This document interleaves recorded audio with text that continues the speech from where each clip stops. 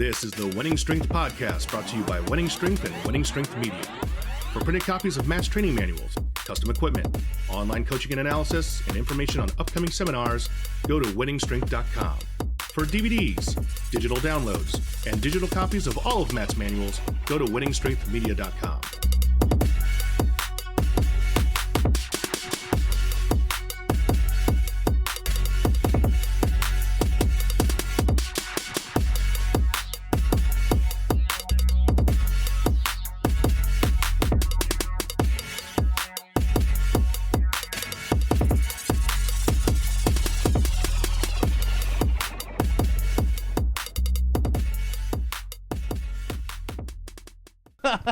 Jesus. Whoa. Whoa. We've got a lot to talk about. And there's our intro. All right. Fart just sounds like a gust of wind.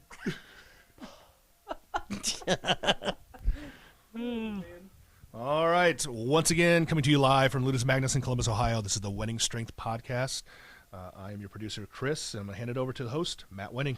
What's going on, guys? So this is the podcast, 4 now? Yeah. Wow, this is podcast 4, and we're going to go over Brooke. So, Brooke, introduce yourself. Tell the population what you do. Hello, population. I am Brooke Sousa, professional strongwoman. Live here in Columbus, Ohio. Yep, so she's a professional strongwoman. Why don't you explain to us how, well, one, you found out about me and the gym, because you lived around here forever. Yeah. So give us some background on that. All right, so born and raised here in Columbus and started lifting about 3 years ago, and had a coworker that got me started into lifting. Yep. And I saw your magazine like within the first month of lifting. Which magazine? 2014. Oh, the Power magazine. Yep. When I was on the front cover. Yep, it was on our desk at the gym. Yeah. And then, like, that spring, I knew a girl was here. Was it in the women's restroom when you found it? Is that kind of You know, that would be popular, good location for it, I guess. But we knew that a girl that was working with me at the gym up in Westerville was interning down here, and, you know, my coach at the time, like, went crazy. Who was that? That was Caleb's girlfriend. Kate. Yeah, Kate. Yeah, okay. Kate, so that's been a couple years ago. Yeah. Well, maybe 3 years ago. Going on 3 years ago. Yeah. Fuck. Small All right, so Kate was up there, and then she had interned here. So I knew my coach, like, obsessed over you, but at the same time, oh, yeah, hope you're listening, went on to training through 2016, and I knew that summer, I'm like, you have no clue what you're doing. Yeah. I was always injured going into a competition and spending thousands of dollars to get my back worked out. Yeah, and I think that's not uncommon for a lot of powerlifting from my background, but you see this in strongman. I don't think you see it as much in professional sports because, not that this professional sports don't have the work ethic, they're so worried about being hurt that they end up under training. So a lot of the guys you see on TV that are doing these miraculous physical capabilities things, they're not doing that because they're training hard. They're doing that because they're freaks. Wow. And I think in our sport you find it's a developmental sport, and you know there's no 19-year-old that's coming out and beating the best in the world in strongman or powerlifting because they're developmental. If you want to be insanely strong, you're gonna have to be patient and train hard up into close to your 40s. You know. Well, I think we talked about this a little bit last year around the Arnold, and we were talking about some of the newer guys that are kind of on the scene, like Ray Williams and stuff like that. And I think you mentioned how, as strong as they are now, if they stay healthy, when they get into like their 30s, that's when they're really going to be amazing. Ray Williams is kind of a intricate one because he's older. He's newer on the scene, but he's 32, I think. Yeah, it might not have 33, been him, but Larry Wheels is one that comes to to mind. Larry Wheels is 23 years old and totaling 2270 at 275. My best total was 2205. So you're talking a guy next weight class down, super shredded, and he's only 23 years old and already hitting these numbers, which is fucking crazy. I mean, actually beat Stan Efferding's total. Stan Efferding hit those totals in his early 40s. So what I find is, back to the point is that you find this in a lot of sports, which is people overtrain for something with no base of strength. So this is the same thing that we talk about in powerlifting, but in strongman, you were kind of my first experiment with strongman. So I used to talk a lot with Kaz, It was funny that when you were talking with Kazmaier, how he remembered who I Oh, yeah. was. And we would talk with Kaz, and I was like, Kaz, how did you get so good at all those strongman implements? And he hardly ever trained them. He said, I got strong as shit. So he was able to overhead press, well into the 400s. He was bench pressing 661 was his best in competition. I know he could do 585 for upwards of 5 reps. Right. But my point is that when he grabbed onto strongman implements, for everybody else they were heavy, and for him, he was strong as shit. So that was my first inclination when you came to me, was not to make you better at the strongman implements, but to find your weaknesses with the core lifts. Right. And the weaknesses with the isolated movements. So we found out that your military press was lagging, not because you didn't have the right technique, it's because you didn't have any triceps, because you never isolated them.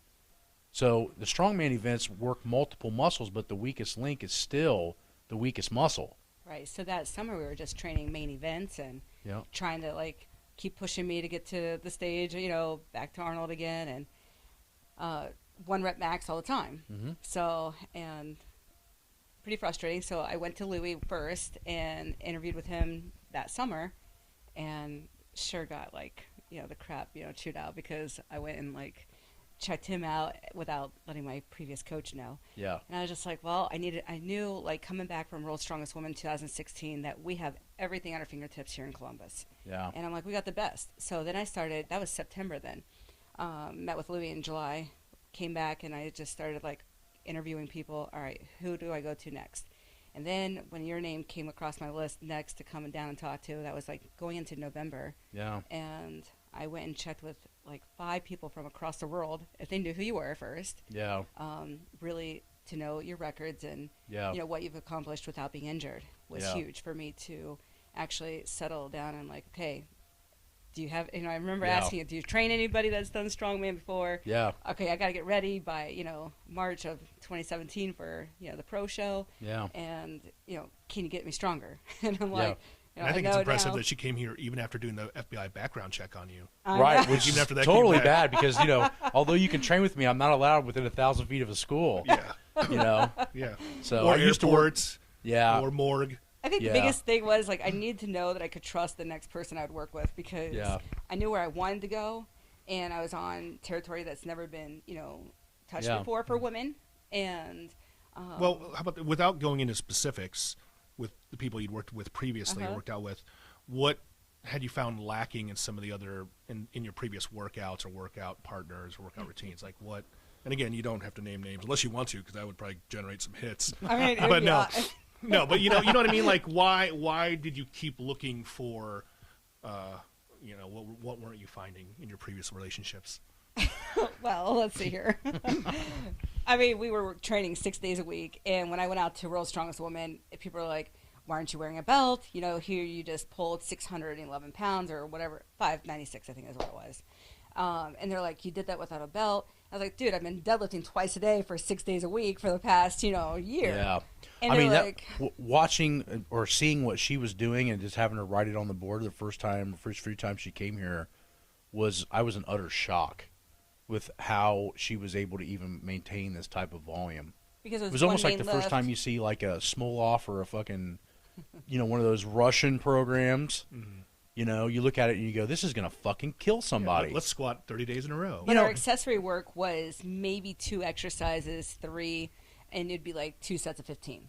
Yeah. So I had no volume, and when I did the first upper body... Was it all just max lifts? Is that what it was? Yeah, we'd go in, and you'd warm up with a 100-pound log, and then, make your jumps from there, 1 rep, 1 rep, 1 rep, So it was like people had watched powerlifters on Instagram. No, I joked about this because we came home from America's Strongest Woman, and I had placed top 3, which got me my pro card that year. And on the way home, he's back in the back seat watching YouTube strongman videos from 1970. And I'm like, we are not still in 1970. You need to know how to train me now. Yeah. And there were just so many weak points. And I got tired of it being my pocketbook that was always, spending $2,000 to get fixed right before a show. Yeah, we need to buy a shell from a 1972 Volkswagen Bug. Yeah, you think about it in this perspective, though. If you're really wanting to push the limit, you're better off spending a lot of money on a really good trainer. Yes. Because a bad trainer is going to make you spend so much more money at the massage therapy. Mm-hmm. If you got somebody that does gua sha, acupuncture, All of these, or potentially at the doctor. Or that's and those are the cheap things. Now we're getting into the surgeries. Surgeries, yeah. So the thing of it is that if you want an inexpensive trainer, you better have a bigger pocketbook for a lot of different injuries. So I knew I'd be like paying for my coaching when I started here, but I had to like think, okay, well, where do I want to be? And it's totally worth it. And like you just said, to not spend it on injuries. Yeah, and that's where I think people get confused with their training. I coming out of the gate, there was always a couple of guys in the country that were as good or better than me genetically. And I knew to beat them, I had to outlast them because I wasn't going to be able to beat them with pure genetic skill. Mm-hmm. There was always a couple of guys, even if I was in the USAPL or I was in the WPO, it didn't matter. There was always a couple of dudes that if they brought their A game, I was going to have a hard time beating them, maybe possibly impossible. Mm-hmm. But after 5-10 more years of me training and them slowly starting to fade out, get injured or give up, I was ahead. So I always knew, they had accidents. Yeah, or accidents. Nancy disappeared. Kerrigan. Yes. Why? So you'll find a lot of the people I used to compete against have broken legs because they got hit in the parking lot for some reason. A lot of brake failures. But a lot of brake failures, a lot of weird brake cut lines. I know, it's strange. So, but the point of it is that I think we all have to keep in mind that in training, you want to get to the highest possible level that you can without having to pay for it when you get older. Mm-hmm. You look at a lot of these guys that I've used to compete against, even in my USAPL days, this is pre-2004, almost every one of them are retired or completely beat the shit. And that's when you start looking back going, holy hell. Like, what did they really do to get to those numbers? And I felt like I moved way farther than that, and I didn't pay for anything, but because I had one little small thing on two things on my side, patience and education. Yeah. And that was one of the biggest things I knew training with you is that I had to slow you down and tell you that these weaknesses are not going to be fixed in a day. I never squatted until I came here. Like our squats, were like maybe 2 inch, down and then stand back up. But you were all back.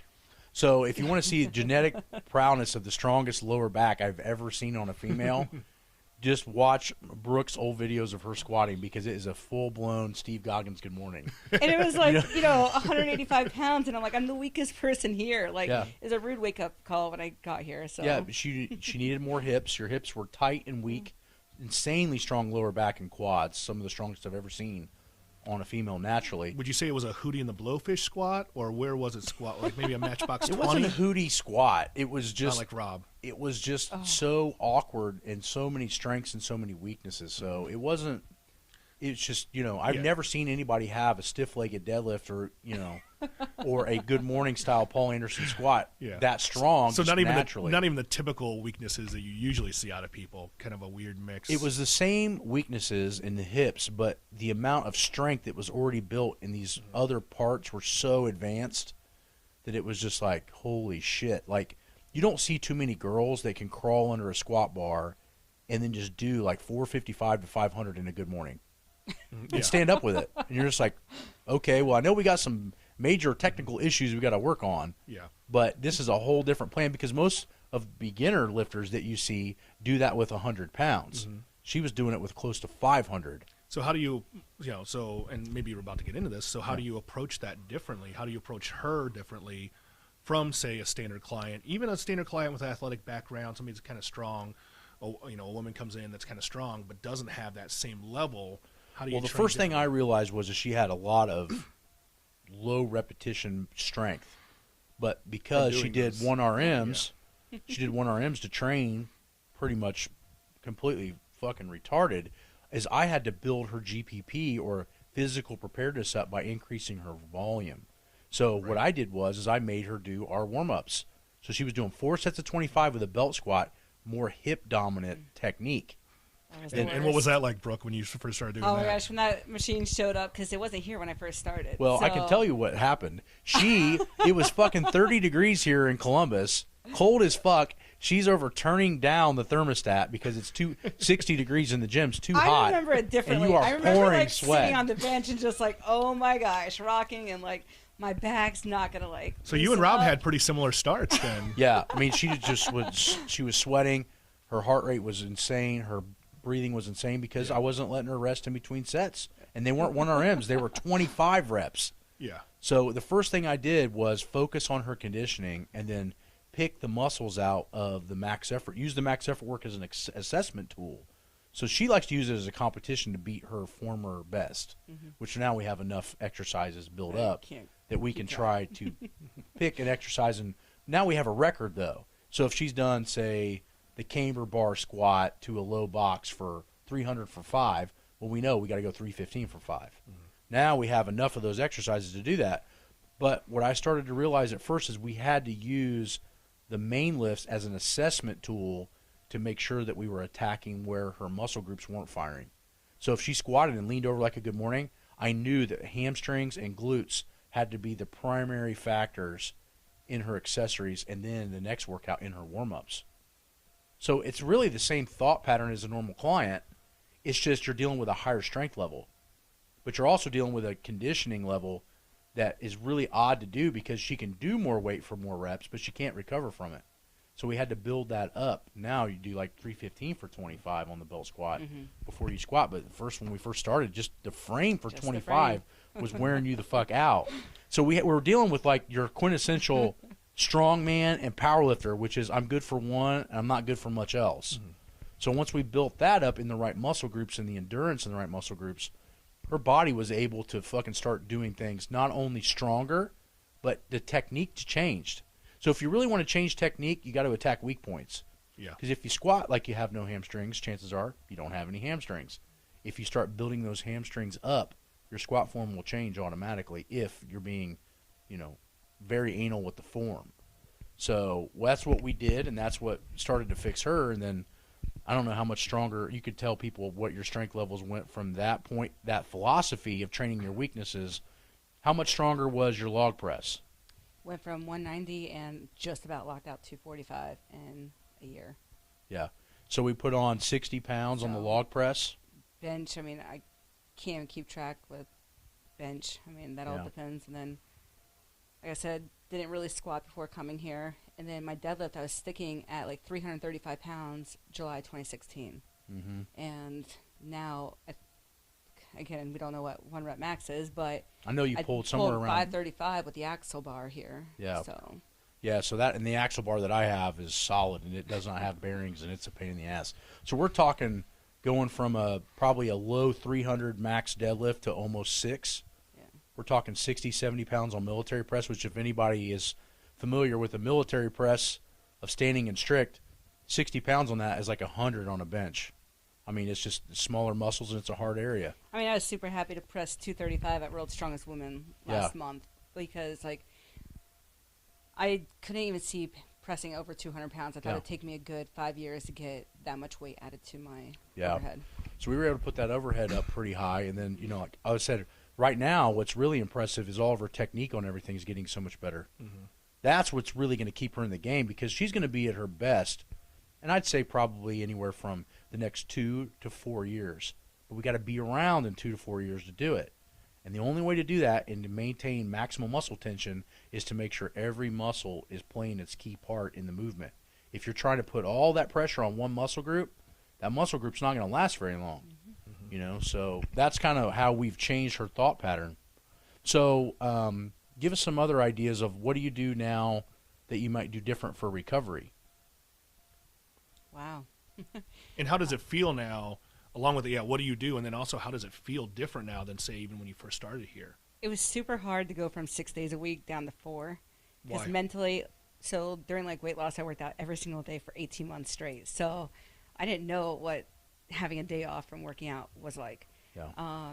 And then to go down from 6 days, 2-a-days at that time of 2016, and then down to 4, I'm like, it was really nice to get that recovery once I started trusting the program. And it made me excited to come back fresh and lift the next day, whether it was something heavy that weekend for my strongman training, or I was super recovered coming in on Tuesday, Wednesday. So I just didn't understand, now that you only lift 4 days a week, I don't get people who aren't so super excited to come in and lift, on Tuesdays and Wednesdays and bring your A game, because I'm like, you only get to do this lift once every, 20, 30 weeks, out of the year. So be excited to come in and I make sure, I'm fully recovered before those days. So the days that I'm off, I'm spending it making sure I'm eating properly or getting enough rest. So we've basically decreased the amount of workouts that she's doing in a week, and she got better. And I think that's a great point to give to a lot of younger kids, because we all grew up in the mindset that more was better. But what Brooke found out within the last year and a half is better is better. Right. It's what not, I it's had not to how find, sore you are. It's not how sore you are. That's not depending on how hard you worked out. It was hard for me to get Brooke to understand that when you leave a workout, your amount of soreness does not mean how hard you lifted or how hard you worked. Yeah. Well, And if you think about it, the sounds like you're probably getting more. You're getting more workout in say 3 days or 4 days than you were in 6 days. Oh, for sure. You're doing more reps. You're doing more weight, kind of like what you preach with our warm ups. Yeah. You're doing thousands The of volume's pounds higher. of volume. Yeah. The volume's higher, and that's one thing that helps. But the other thing that helps, too, is look at it like a plant, right? You plant a flower in the ground. You can only pour so much water on that fucker before you kill it. And lifting weights is the same way. You can only put so much stimulus on that muscle before the muscle just white flags and tells you to fuck off. Now, whether that fuck off white flag is through the muscle or through the CNS, either way, you're screwed. So what you have to find is what can you optimally withstand and still make progress. And that's the thing, is we all want to get better. You don't want to get worse. So you have to find that fine line. Here's what I always say to everybody. You can find the person that doesn't want to train at all. Just go to the grocery store, right? Go to the fucking mall. You see all these people that don't want to train. And you can also find the guy that wants to go balls to the wall 100 miles an hour and never really get anywhere. Those two people are very readily available all over the country. What you don't find every day is the guy that knows the middle. He knows how to push to get better, but enough to recover and always make positive progress and never get injured. That's the smart guy. The smart guy is not the dude that can come in. That's why I get so fucking pissed. Like when I see YouTube videos and I see Instagram posts, don't worry about the pain, blah, blah, blah. All these tough guy posts. You're not a fucking tough guy. And everybody that's ever posted that shit never made it anywhere and did anything with themselves. I mean, if you think about it, it's all these half-assers that telling everybody to work harder. Well, we need more people out there telling people to work smarter. Yeah. Because my workload and her workload and somebody else's workload needs to be completely different. So, if you're taking a strongman workout that you got from whoever off the internet, that motherfucking workout is not built for you. Yeah. Same, you guys use principles of what I do, but your workout is not the same as mine, as you can Thank see God. on Sundays. Yeah, thank God. I mean, even like sometimes I'm like, Jesus Christ. But the point is like Brooke workout is specially tuned for what she needs at this time. And that's what you got to find. You got to find the coach that knows the gray, not the black and not the white. It's easy to find somebody that knows how to go 100 miles an hour, and you found that the first time. Yeah. And all it did was beat you to fucking pieces and not make you any better. But you also could have went the other direction and just toyed around with it and just been lazy about it. How do you find the mixture of the person that wants to go 100 miles an hour but knows when to back down to recover?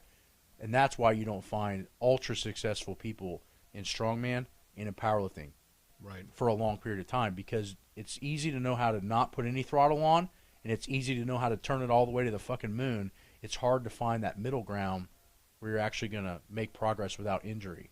Yeah. Well, there is. I mean, and I agree. I think there is that level of like this weird level of machoism when it comes to a lot of sports, but particularly strength sports, where people that go to gyms, it's about showing off. And I mean, look at how many fucking videos there are of people using a leg press machine and putting every 45-pound weight they could find on it, and then doing an eighth rep. Yeah. Thinking that's bad, and they have the audacity to post it online. Yeah. I mean, who the fuck posts that, right? And I'd much rather see anybody squat 300 pounds ass to grass or do a cambered bar squat with lower weight than getting on a fucking leg press machine with 700 pounds on it. That doesn't mean shit. No. But it's a dick measuring contest. No. And that's the thing. I think people want to try to get stronger and get better way too fast. That's something I had to slow Brooke down. She was used to hyper loading and hyper extending her entire body every day, and it's trying to show her. And I think after the first 4 to 6 months, when I would put you back on an exercise we hadn't touched in almost a half a year, and you smashed a PR, then you realized, holy fuck, Like now I just got better. It was really weird, like competing last year, because it was the first competitions after making the switch, and again, had a trust, but to go into a competition not injured, like, did I even work hard enough? Like, did I train hard enough? Yeah. I'm not broken. Wait, I didn't just spend $1,000. This competition's not going to go well. And then to just shock myself, like, and all the hate that I got for competing, back to back, during the spring last year, but, never came out of a competition injured. It's not my time right now to be first place, and you don't have to be at all these competitions. And so therefore it was just a good journey last year and a good year for training smart and recovering. Yeah. So you felt a lot different after your competitions? Competition was easier than the training. I mean, my recovery, I was like, all right, well, today's, we'd compete on Saturday. I'd recover on Sunday, or sometimes it'd be Saturday and Sunday show, but I'm going back to training on Tuesday. And that's something that you can take away from that is your training should be harder than the competition day, but in a smarter way. Yeah. So when you go to the competitions, you're really not expending that much energy because you're used to working way harder than that, but you're completely safe because you've picked the right exercises to actually train hard with. So it's having that balance that I don't really know that many people that would actually have that balance. I mean, It's interesting because I think you see, if any of our listeners follow some of the bigger names now in powerlifting, like your Brian Shaw, like your Hap Thor, I've noticed over the last year or so them adopting a lot of powerlifting mentalities, especially Brian Shaw. Especially Shaw, and you look at Hap Thor. Well, Hap Thor looks like he could do a powerlifting meet right now. Yeah, he's pushing 900-pound back squats right now. It's insane. And to keep in mind, these motherfuckers are 6'8". Mm-hmm. I mean, this is unbelievable. Well, and instead of just getting humongous now, they're leaning out. Yeah. I mean, you had Hap Thor here in the gym last year. He'll be here in another couple weeks. But, yeah, I mean, Hap Thor is 6'8", 440 pounds, and he's got abs. Yeah. I mean, it's unbelievable. I mean, we all have abs. They're just some of them are buried deeper. He has visible abs. Yes, he has abs that he'll actually see before abs. But I think a lot of that is credited to, in my opinion, is credited to Stan Efferding. Stan Efferding, in my opinion, even though we're really good friends, he is the guy that showed everybody this generation that you could be fucking ripped and super strong, in my opinion. I mean, I've been around the game a long time. Nobody was lifting what Stan was lifting when he was pushing out and switched over to powerlifting from bodybuilding. And he maintained his leanness. So the dude was at 75, probably around 8% to 10% body fat, squatting 850, benching 6, and pulling in the 8s. Wow. And the 40 years old. Yeah. 40-plus years old. But my point is that sparked a lot of interest and trigger to the strongman community, and that's Shaw and Hap Thor are doing Stan's diets now, and I'm doing Stan's diets now. So it's going to be interesting to see where it goes because, I haven't felt that strong since the last meet when I had my back tweaked from that damn 6-hour fucking plane ride. But, I wasn't prepared to squat that 500 hanging kettlebells for 11 reps. You know what I mean? But I did. But the thing of it is I feel like with these timed carbohydrates and the higher proteins, which we're starting to make you do, we're recovering. So that's another thing I wanted to hit out with Brooke was we're changing Brooke's diet completely around because when she came to me, she was trying to just be as big as she could, which makes sense if you want to do strongman. I get that. But the problem is if you're carrying around too much bad weight, it's not only like doing all your, all of your events with a fucking 50, 60-pound weight vest on, it's not helping you with any more leverages. So there's a point in which, like for me, I'm 6'1", and when I weigh about 300, my leverages are perfect to squat and bench and deadlift as big a weights as I can. Mm-hmm. For Brooke, my opinion, her weight is going to need to be probably around 240 for you to be as strong as you can be without hampering yourself. Well, that's a completely different mindset, taking a completely different diet. So we have started to implement some of Stan's methodologies to her, which is you get carbs, but you get them when you earn them, and everything else is based around proteins and fats, so you don't have a lot of response of insulin, which is almost how everyone should eat. So you find that people that don't carry the muscle that they want and they don't carry the amount of leanness that they want is based on them not understanding how their body functions with food. Mm-hmm. So that's the next step we've really been working on, I'd say, the last 3 months is The lifting stayed the same. We found the weaknesses. Now we're just beating the shit out of them. So don't get me twisted. Brooke still has to catch her hamstrings up to the front part of your body, and that can be anywhere from a 24 to 36 month process. And why is that? Because muscles don't change fast. So think about it in this perspective. If Brooke comes to me and she doesn't give two shits about doing strongman stuff, right? And she says, Matt, I want fucking 17-inch arms. That's her only goal. I mean, we've had a lot of chodes in here the last 6 years. You've been around Peebs. Yeah. How many of the guys would have, Demeter, for example, would have loved if we just said, we're just working on arms? Oh, yeah, let's just curl time. Now, that's a pretty simple goal, wouldn't you say, compared to being able to squat monster weights or carry things, right? I mean, like big Atlas stones. Much easier just to focus on a bicep. How long do you really think it would take to put 1.5 inches on your arm? Right. I mean, if you think about it in that perspective, now you realize why it takes so long to make a hamstring strong, or why it takes so long to make your lower back strong, or if you want big traps, or whatever the fuck your goal is. The point is muscles don't change quickly because the body hampers you from putting on muscles quickly for a couple of reasons, but one of the most important ones is that the more muscle you carry, the more calories you need. It's a defense mechanism. A guy walking around with a ton of muscle is going to have to take in way more calories than a dude that's just fat at the same weight. The body knows this. You're preaching to the choir here. You know what I'm saying. But the point is that... Is it also because and the only reason I ask is you've talked about this in the gym before, also like your tendon density and stuff like that, so you don't hurt your joints. So you have, obviously you have a central nervous system that tells the muscle what to do, and then the muscle and the tendons and ligaments have feedback systems to the spinal cord as well. Those feedback systems, if they feel that their, say, quadricep to hamstring ratio is off, it's shutting you down and not making you stronger to protect your knee. Same thing with your core to your back. Same thing with your bicep to your tricep. If you have really, really strong biceps and weak triceps, you have a muscle imbalance at the elbow, therefore could be hampering your bench press. Because the body's like, hey, we don't have the same pressure on each side. We don't have the same amount of strength on each side. That's why if I had to do all over again, when I was a kid, we understood that our back had to be strong to bench, but we never really focused on making sure our hamstrings were strong enough to learn how to squat and deadlift. So when I first learned to squat, I was really quad dominant because I didn't have a lot of hamstrings. A lot of that due to just being human, and the other being in a wheelchair for a whole year. So I think all those things is what limits the person to putting on muscle quickly.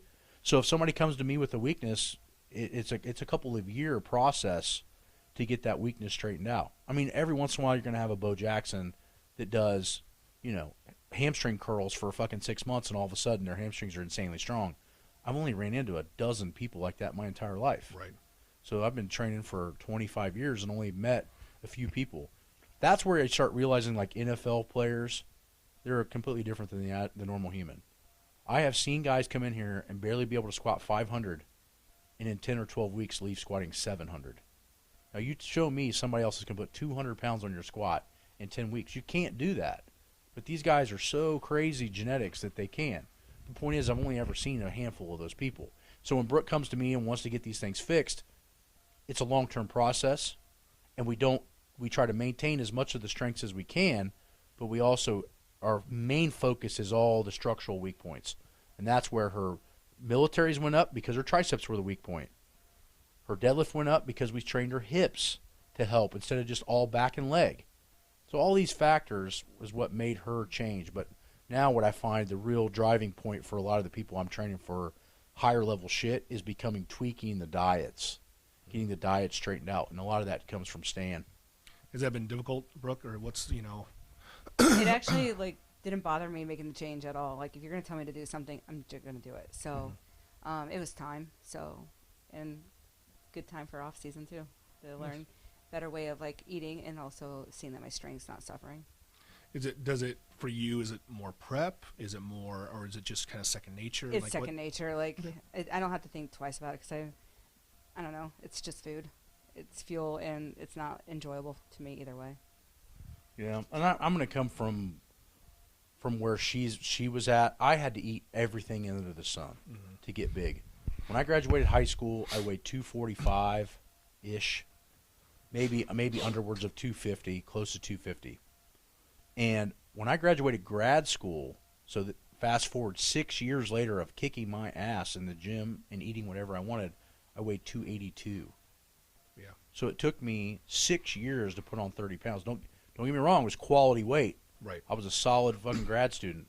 But the point is, it took me that long to put on 30 pounds. And I would bash as much food as I wanted. So my point to this is that I think once you get up to a certain weight and a certain level of strength, you start realizing that you start treating food more and more like a nuisance. Yeah. I think they talk about that. Have you watched the documentary? Yeah. And was it Born Strong? Yeah, on with Netflix? Thor and them. Yeah, and I think one of them, it's either Shaw or Thor, actually talks about how it's just chewing. Yeah, and that's where I think we all got when you get over 3 bills. You start getting to the point where I was just getting sick of fucking food. So me monitoring my food obviously is hard for everyone. It probably took me 3 or 4 years to just not give a fuck I didn't have something sugary. But the point of it is that now you start looking at food as more of a function than a treat or something that I want this, so I have this.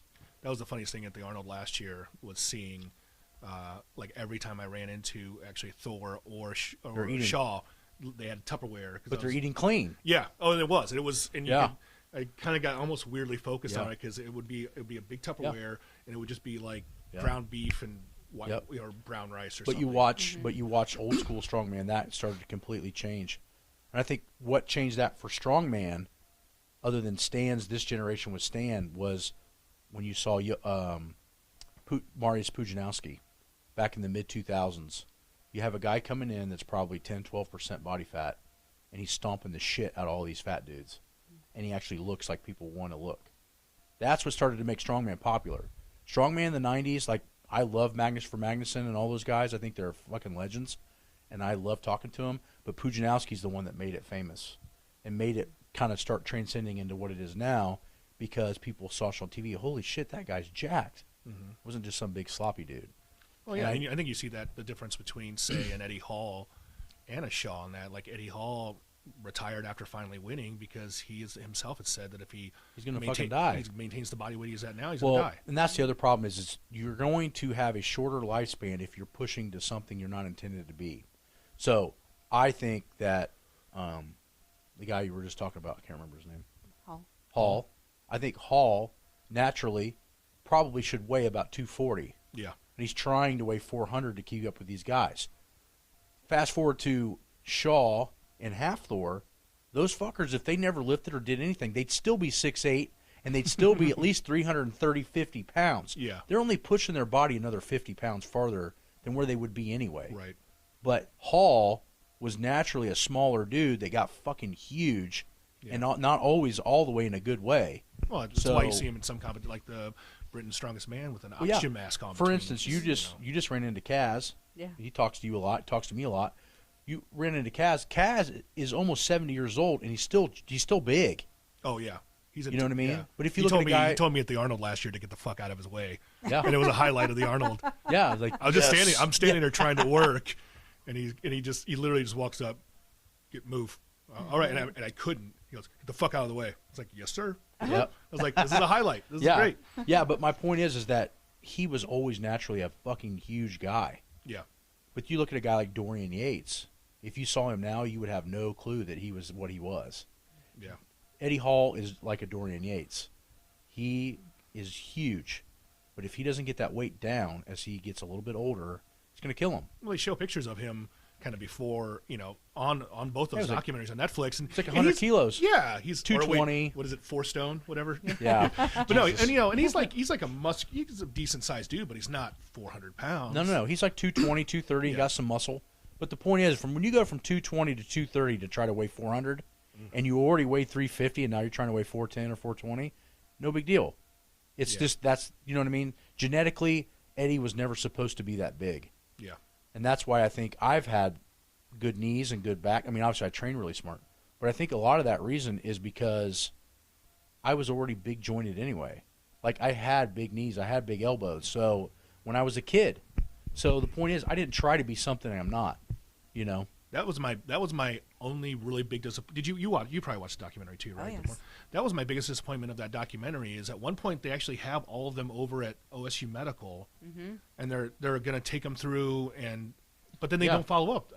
Unless I fell asleep, No, I don't think they didn't follow up. They that just was they're that was there my old and they- professor. What? Oh, was it? That was Kramer. Yeah. Kramer was the one doing all those tests on him. He still That's does what it. I wanted to see because they talk about how they're in there and they're going to check their. And I would almost guarantee you it all that you came come back back pretty and I would bet you that Shaw and Thor were semi-normal for their size, Right. and Eddie's looked terrible yeah. because what he's trying to push his body to be, which is not intended to be. It was my guess. Not and again, I sound like this podcast. I'm bashing Eddie Hall, and I don't mean to be. I follow him on Instagram. I like him. Yeah. But that was my guess because they made such a big deal out of it, and I even told Aaron. I told my wife. Yeah. Like, that's what I wanted to see. I wanted to see what that does because you don't know how big these dudes are until you you're up see on them. 'em. Until you see them in person. Until you're in an elevator with one of them. Yeah. And you're just like, dear sweet Jesus. Yeah. And I was like, I want to know what these guys what their bodies are going through. Yeah. And then the next thing you know, it's just we're back with our families. Yeah, and the or we're problem with that, I competing. think the reason you probably see a lot of that coming from an exercise science background is that data takes a long time to collect and actually show.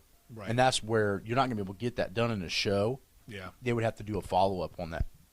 That's what I find with the stuff like that. So you would say that your ankles, knees, hips, back, everything's 100% better than it was when you got here? Yeah, a million times better. So Your you're legs, your roughly back. twice as Legs are strong. So she's roughly twice as strong with no issues. Not training strongman style other than the stuff I keep. So now you train strongman implements twice a week, right? and you train powerlifting style twice a week. And we use the powerlifting style to attack the weak points. And that is where the real trick is. But it's all based on weak points. Yeah. And now I got you switched over. Instead of doing max stuff, I'm making you do everything long I know. distance Oh. now because conditioning. So the other big thing you have in your training is that we are adapting a completely new stimulus out of your old shit. So she's already been training strongman heavy for 3 years. So now I make her do it longer and lighter. It's a new stimulus. Her body's changing, and it's like, what the fuck is this? You're making me go another 100 yards? It might be lighter, but now it's longer. And that's the same thing we do with the weights, is changing the stimulus slightly all the time so that the body has to regulate something new. So when we go into another peaking phase and she has to get stronger again, her body's going to have a whole new set of a baseline to peak that pyramid that we just didn't have last year. And I think we would have probably even gotten stronger if we wouldn't have had to compete so much. Right. We never had – this is your first off season, Yeah. you know, which, to be honest with you, stresses me out. Because you're harder to train off season. Because she wants to be at that the highest level. And it's like I'm saying, we're trying to teach you the gray. Right. Because, you know, you want to go 100 miles an hour, and I want That's you all to. I've known, though. So it's Yeah. really hard to, sit back and go through this process. What's your next competition, Arnold? No. Are you Are you competing in Arnold? No. Okay. So No, things you missed by what, one guy? Right now, there was 13 pros, and put me back by one person. So I'm the next alternate in, but Sons of bitches. things changed and rules changed, and until one person drops out, then I might be in. It's wintertime. There are a lot of people need brake work done and haven't got it done, so there could very possibly be There could be an opening. There could be. So when you came here, what did you weigh? Gosh, when I came here, about 295, And what do you weigh now? and now I'm down to 272. So you're But during roughly competition, I'd go 50% about 310. stronger. You're roughly 50% stronger and 30 pounds lighter. That's the trick. Yeah. Carry the most quality weight you can, but get the bad weight down and get the quality weight up. Because carrying around more bad weight's not going to make you any stronger, and that's what we've really worked on. Is we're down 30 pounds, our strength's up 50%, and we don't have nearly as many weaknesses. Therefore, it's going to give you the best amount of cards to throw out on the table. You know what I mean? So, you guys want to talk about anything else? You got anything you want to talk about, Brooke? I don't have anything Training to wise, talk or about. No. Taking a nice break here. You got a break coming up. Actually, by the time this is posted, you'll probably be either on vacation or getting Yeah, home I'm headed for vacation. My one time a year where I take time off from lifting. So it's about the only time I don't actually work out. Yeah. So that'll be kind of cool. To me, I would just go. I couldn't do the fucking cruises. Like, I don't know. Like, when I got to a certain age, I think it was probably 32, 33, I started seeing people on these cruises, and I started seeing these cruise ships fucking sink and flip over. Or everyone spends the entire time puking and shitting Dude, themselves. I'd rather be on a You might spend the entire time shitting yourself. I just haven't seen all that. Oh, Yeah. We'll show you some videos before we leave it's pretty today. gnarly. I mean, this will be like my 11th cruise, so I guess, I'm up for So some anything. people can withstand it, but, like, to me, I'm more of the in control kind of Just guy. walking around while everybody else in the cruise is shitting I themselves. think because I Like, had to what have did so you much eat? control in my life, I want to have no control when yeah. I want to relax. So what I like to do is, like, everybody probably knows that when I do my vacations, like, I'll have my bike. So this year I'm gonna have my bike shipped to L.A. Then I'll train with Mike O'Hearn, and then I'm gonna ride all across the southern states to South Carolina and cover all the southern states, and then come home. And for me, that is like the most fun thing to think of. But being on a fucking ship out in the middle of fucking nowhere, where if you get, you're done. Like, to me, but it's 10 times more dangerous. Are you feeling good about this now? It's 10 times more dangerous to ride that fucking motorcycle across the desert. I don't think about the danger, though, when I go on trips, though. It's always an adventure. It's I don't know. more of like... Maybe it is a control thing. I just fucking can't stand boats. I just don't want to cook. I don't want to have to think about what I'm going to do for entertainment. Have you ever noticed, like, people that own boats, most of them are douches? It's got to be some kind of match Like the to boat that. guy, and if you ever watch Saturday Night Live, they have the guy that just bought a boat. Yeah. It's like, I don't know, man. I just never was... Do you know how many people I know who have bought a boat, and then, like, you ask them 4 weeks later, hey, how's the boat? Oh, I sold it. I'm not on a sailboat, guys. I mean, Yeah. I'm not dating the person that's running the boat either. Yeah, that's true. I don't know. Just to me, like, it's just, I've seen cruise ships tip and flip, and I know that a fucking deer could come right out in front of me on my bike, and I would just die instantly or get maimed pretty bad. Every time when we drove out to California, every time we were up in the mountains and I passed them on a motorcycle, I thought about you on those trips because there were definitely several times where I came within like a foot of a motorcycle coming around the other side. I'm in this minivan that we rented to beat the shit out of, and I'm like, that guy almost went right off the cliff. It bounced him right off that cliff. Yeah, it's definitely a different feeling to take those kind of trips, that's for sure. I mean, I just love it, though. It's something about you get up when you wake up, you eat where you find, and then you stay where you, I mean, and what's lucky, I've always been so lucky that I start riding and I get tired, and the hotels have a room.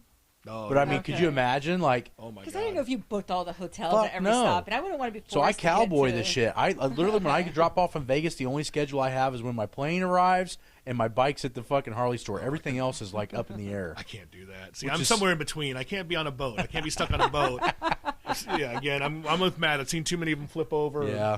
All right, well, guys, I have lived a good life. Let us know I do die. Let us know if you get something called norovirus. That's a lot of fun. But I'm at the same. I can't do a trip without having it planned out. I did that twice before, and it was just a fucking disaster. Yeah, it might be a disaster with like a family, but like with me, I mean, I honestly wished sometimes that all the hotels would be booked and I had to sleep on a park bench because it's just like super cowboy. Trying to wake up Matt, sir, wake up in the morning.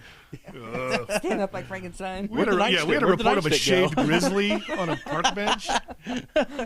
Yeah, so it's a mixture between wild hogs and, I have to get me an apple tattoo on my arm.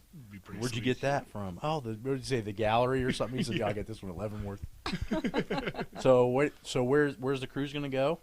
Southern Caribbean. So I don't think there's going to be any hurricanes or, You hope. I don't know. I'm leaving out of Puerto Rico, and hopefully, it'll be nice to like support these little islands that just got hit in like the fall. So you're going to support them by being ultra white and coming in on a cruise ship and taking all their shit? I'll throw money. Hey, at I'll them. borrow your cousin. Can you come clean my room? You're going to sprinkle money off the side of the boat. Here you go, peasants. Find some electricity. Oh, you guys look so poor. Here's a quarter. You can let some of them come on the boat and use your room to plug in their cell phones. Is that what you're going to do? Well, whatever it takes to help them. So what do we use here for your recovery means? What do we do? What do we do here? A lot of gouaching. Yep. Yeah, it's good stuff. What really helped was the ice baths too. Cold tub. Yeah, the cold tub. That was awesome stuff. Yeah. It sounds awful, but getting in there, it was just really pulled a lot of inflammation off. And I still got to post that video of Rob of him in the. Yeah. The cold tub. I mean, it sounded like he was getting. It relaxed me because it forced me to stay still. Where being in like your body's the shutting down. float. So Is that what it was? I always You're get dying. I get a fake little necklace and I hang it from the ceiling and I'm like, I'll never let go, Jack. When I'm in there, Oh my God. there's enough room on that goddamn. and then Livy Door just for the grabs my both of hand us. and pushes me off into the ocean, and I'm just like this in the forever. tub, you know. Float. You just gotta let it go. You know, the nice thing is you just drift off to sleep and you never wake up. But like the true Yeah. spa, like it just, or whatever, rest therapy in the float, it's like that just bores me. I'm like, it's too warm, Yeah. and you know, Yeah. I just never felt recovered after it. So I was happy. You know, to, I found that helps with that is I call them an hour before I get there and I make them turn the temperature down. Ew. I turn the heater off. Now it doesn't get cold, Mm-hmm. but it gets cold enough that my body's a little shocked when I get it, kind of like a lukewarm shower. Okay. And then I can actually relax in it because I'm retarded. I better. got to have a little bit of pain. The to feel salt good. bath thing you've talked about. Yeah, before? that Yeah. big salt bath thing. I would love. Because he's like, you absolutely can't do love. an hour. And I was like, okay, well, an hour is like all that my mind could actually handle. He's like, no, you need to go 2 hours. Yeah. Well, then they sell you on 2.5 hours. So you're in there and you're just like, okay, bored out of my mind. Yeah. I just take like But- 4 muscle relaxers, Yeah. and then in case I flip over, I just get me one of those like circus straws. You Just know, get a so I'm CPAP. breathing Just from get up a here. CPAP Sleep mask apnea. and just run the tube out. I look like Darth Vader when he's getting out of the back tank. Oh, jeez. You know what I mean? But then adding in like the deload weeks too, like really helped with recovery. Yeah. So that's the other big thing we do is, so when she's getting ready for competition, we push everything really hard. So week 1, if you want to kind of categorize it this way, week 1's about 85% of her best of whatever we can do. Now that might mean a little bit shorter on the rest periods, or a little bit longer on the rest periods, a little bit less on the warm up. Week 2 goes up 5 to 8%, and week 3 is almost everything as hard as we can do, and then week 4 is about half. And what I found is that I know even Stan's talking about that now.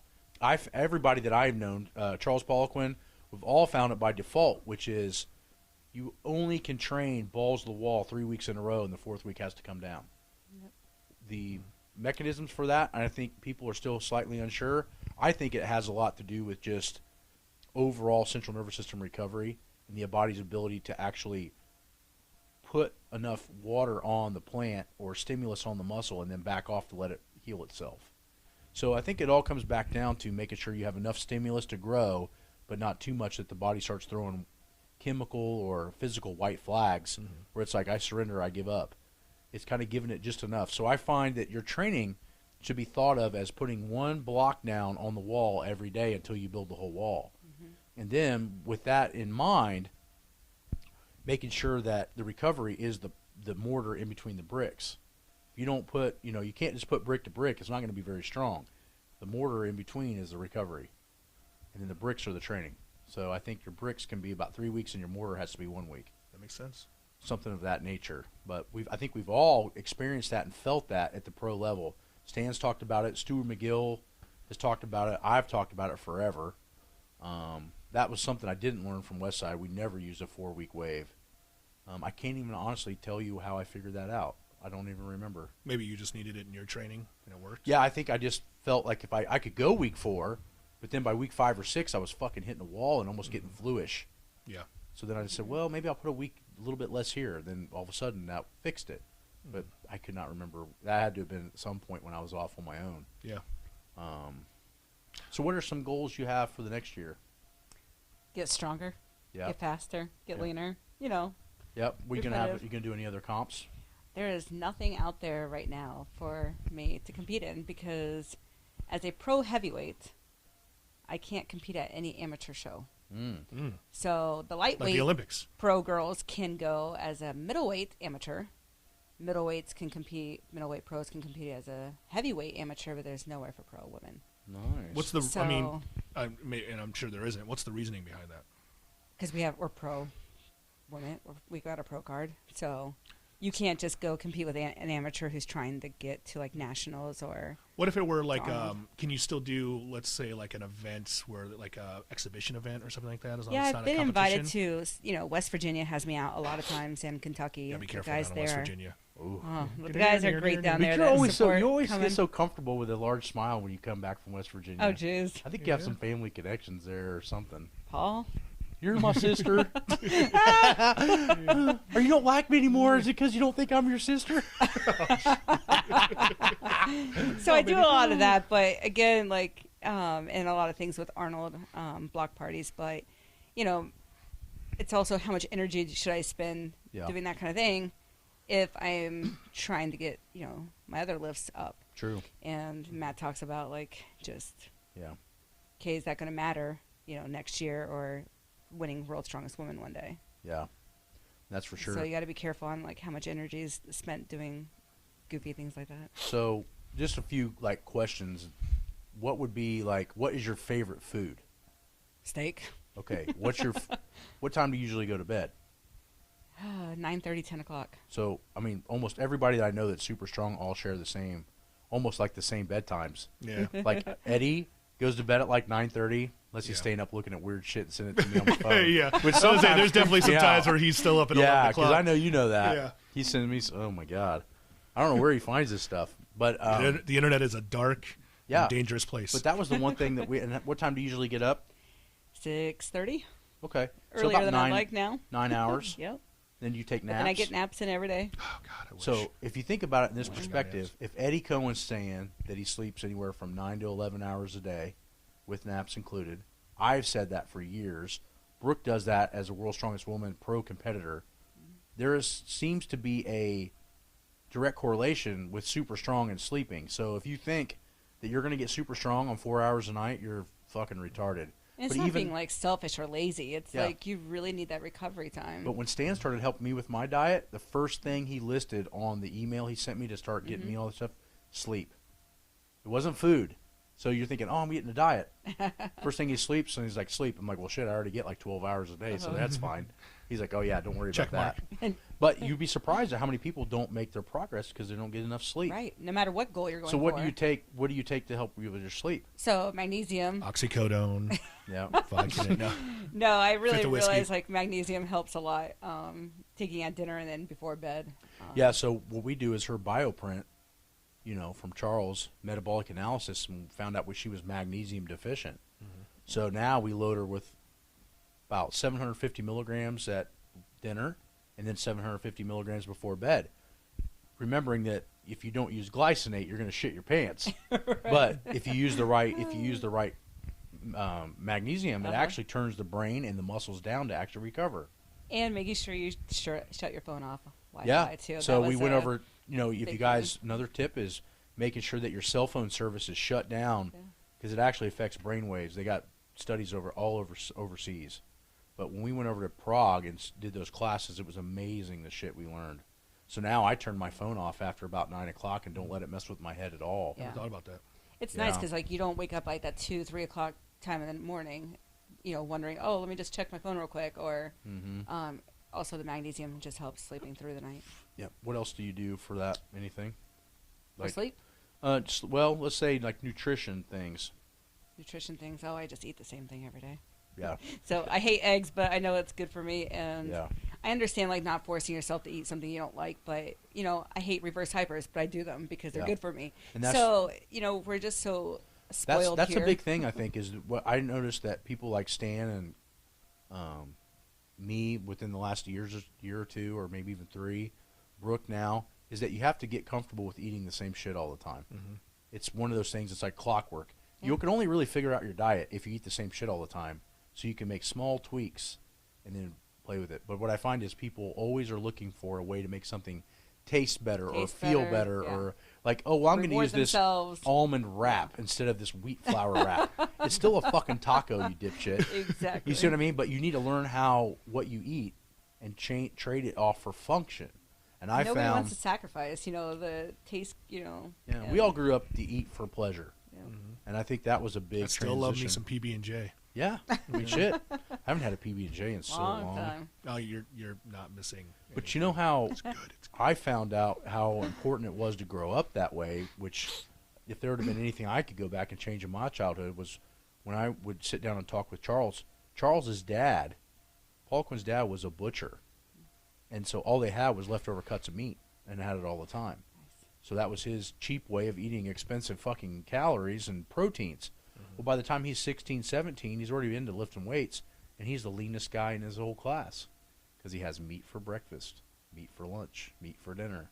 He doesn't have a lot of carbs. It even cracked me up because, like, last night with dinner, it was like, Okay, 32 ounces of grilled chicken was on the table. We had, 40 shrimp cocktail and or whatever they were, and then 5 cups of broccoli. All right, kids, eat up. And it's like, there's not a single carb on the table. I mean, nice. Broccoli, but it was just the fact that I don't have to make something separate for my girls to. And that's eat the dinner good way to with me. teach them to eat.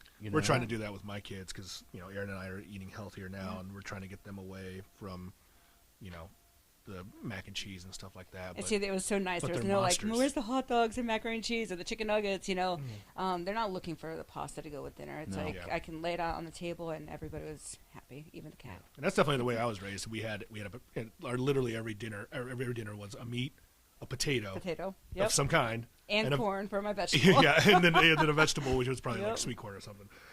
But every night was a potato. So to this day, I'm like. There are definitely times where if there's not a starch in a meal, I'm like, that wasn't a real meal. That was like an appetizer. Yeah, that was a fucking appetizer. Yeah. I remember the one thing you said that always stayed with me was when we went to it's probably one of the first Arnold's we all went to. I think so, yeah. And we went over to Barley's, which if you guys go to the Arnold this year, check out what we're doing at the gym. But there's also a place across the street from the Expo Center called Barley's. It's good. And it's a bar and grill place, and they make their own beer and shit there.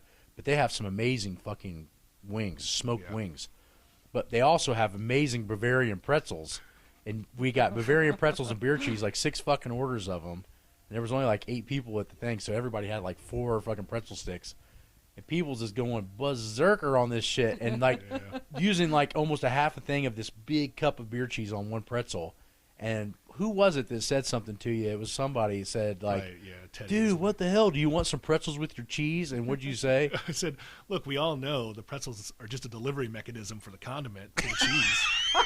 I mean, think about it. Think about most of your appetizers. It's all about the sauce. It's all about the sauce. And that it totally clicked with me that he was absolutely right. Nobody eats a pretzel. You don't eat the pizza for the bread. No. You eat it for the cheese and the sauce and the meat. If you're eating pizza for the crust, you're fucking doing it wrong. Yeah, you are. Yeah. You're doing it wrong. You can talk all you want about your artisanal bread and shit. You're eating that sandwich for the meat and the cheese and the sauce. Everything is just a delivery system for the good stuff. Yeah. It's true. It just happens to be with it. Yeah. If you just sit and eat a bunch of like big-ass baked pretzels, like restaurant pretzels without anything on them, you're a fucking weirdo. Yeah, you are a fucking weirdo. It's that cheese you want. Cheese and that mustard. You're a weirdo. That's for sure.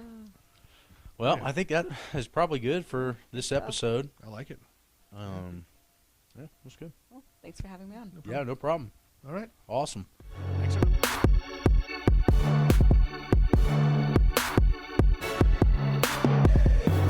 Thank you once again for joining us here on the Wenning Strength Podcast. Don't forget to check out wenningstrength.com and wenningstrengthmedia.com for all of your training needs. And while you're at it, subscribe to us on iTunes and Stitcher. And if you get a chance, give us a 5-star review. We appreciate it.